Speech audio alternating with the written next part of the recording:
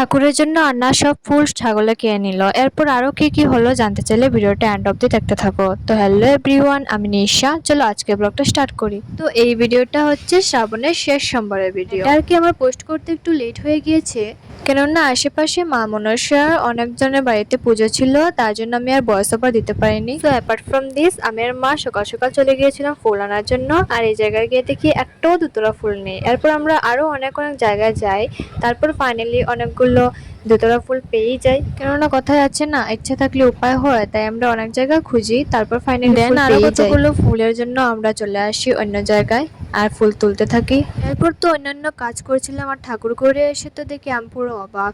যেসব ফুল এনেছিলাম সব আমাদের ছাগল বাবাজিরা খেয়ে নিল। এরপর আর কি, ছাগলে খেয়ে নিয়েছে বলে তো আর হাত কুটে বসে থাকলে হবে না, আর ফুল ছাড়াও তো পুজো দিলে হবে না। তো বাবুকে দিয়ে শাপলা ফুল আনালাম, আর আমি আরো ফুল নিয়ে আসলাম অনেক জায়গা খোঁজার পর। তারপর সুন্দর একটা মালা বানিয়ে আর প্লেটটা রেডি করে আমি চলে আসি পুজো দেওয়ার জন্য। তারপর ভক্তি ভরে মন দিয়ে পুজোটা কমপ্লিট করি, দেন চলে আসি ভৈরব বাবার গাছের এখানে। তো চলো আজকের জন্য এতটুকু, টাটা। ভিডিও ভালো লাগলে লাইক করো।